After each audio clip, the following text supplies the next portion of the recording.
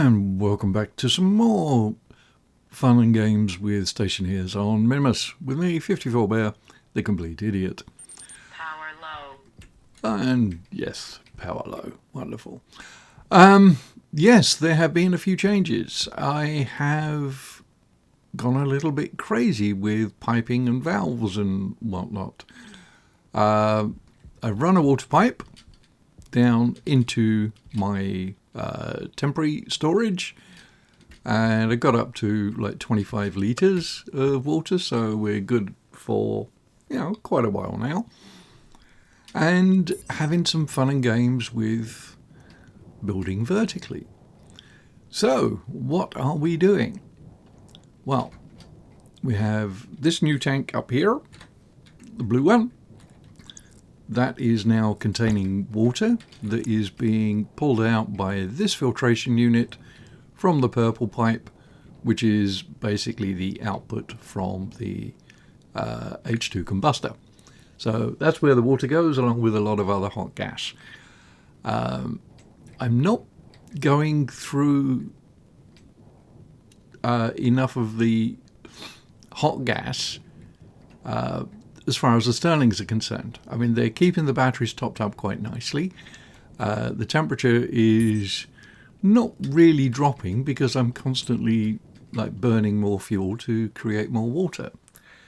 So it's really not getting to a situation where the Stirlings can cool it down fast enough. I could add a load more batteries so that they can absorb more of the power, but that's just a temporary thing. The base as it is doesn't use an awful lot of power. That would change when we get into deep miners, but I'm away from implementing that. I really wanted to get a handle on getting the water cooled down in reasonable fashion. So what's happening is this filtration unit, as I said, is pulling gas out of the purple tank. That's got the hot steam in it. It's pulling that out and putting it in here. Now, some of it may condense, so I have a condensation valve, and that is putting the liquid water into the tank. And because the stuff coming in is very hot, you'll see that this digital valve here is flashing on and off. So it's just constantly trying to keep it at a low temperature. That's because we're dealing with a very basic circuit looking at the temperature, or it looks at the insulator tank, looks for the temperature, compares it or sees if it's greater than the value I've got set in the memory, 300 Kelvin. If it is, this will return a 1. It'll probably flick over in a second. There you go. And this logic writer uses that output to turn on the digital water valve, or digital valve water, which is this one here. So I will probably replace this with IC code that runs a Schmidt trigger. Long-time viewers will know that that is something that I use frequently. You can do it with chips, but it takes up a lot of real estate, uses up a bit more power, and to be honest, once you've learned the IC coding, it is so much easier to do it with IC code. If anyone's interested, I do have a video on Schmidt triggers, how to do it with chips. It was one of my earlier videos, so my explanation may not be super clear. In which case, if that's the case, if you'd like more information or clarification on it, let me know in the comments and I will do some sort of follow-up video for it. And onto this monstrosity. I added a new ice crusher.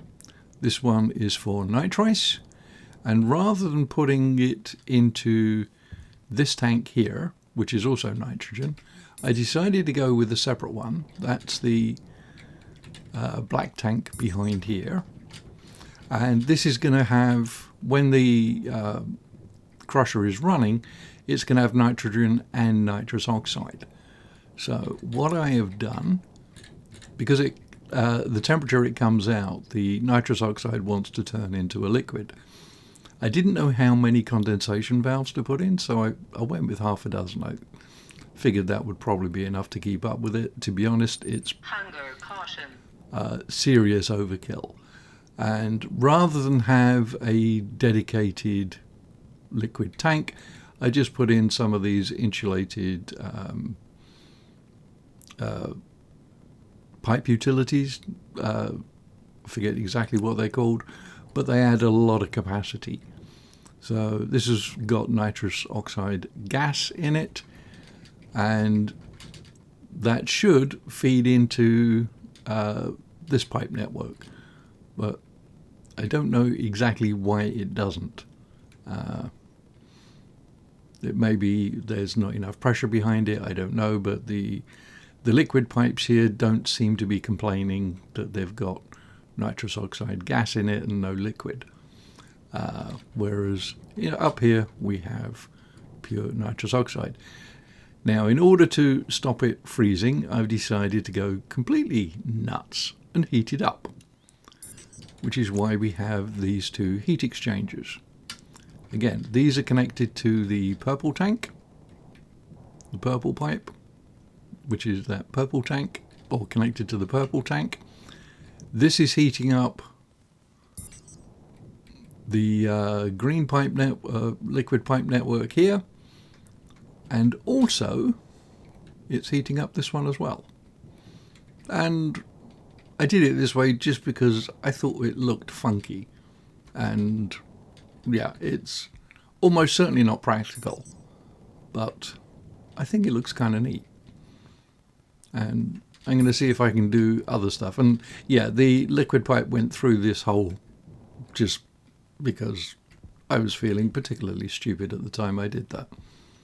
So forgive me. And the reason why it's up so high is I want to be able to walk across the ceiling without banging my head. So all the pipes should be at least at that height, although this one is lower, but it's still walkable under. Still haven't done any smelting. I really got to a point where I'm going to have to do that. I am going to have to run a bunch of ores. I've got 3 mining backpacks down there full of ores. They all need to be run through the fart extractor.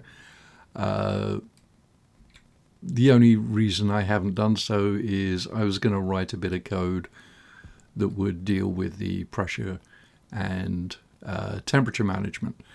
But I don't want to do that yet because I want to figure out exactly where I'm going to put the rest of the gas filtration. I've got the landing pad over there.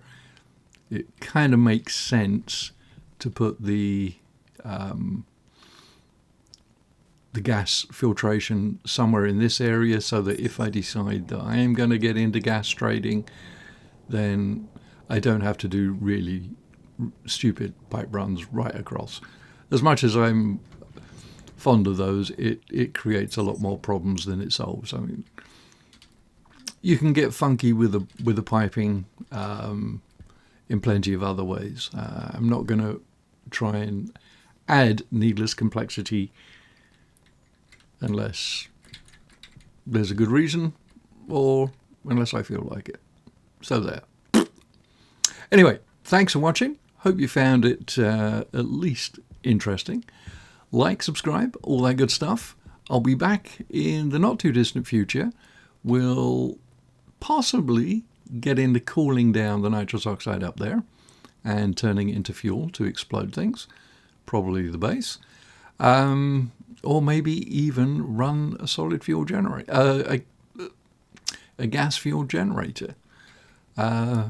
I'd also like to get the combustion centrifuge going when I get the deep miners, but as I said, I'm working quite slowly at the moment, so yeah, that's not really going to happen anytime soon.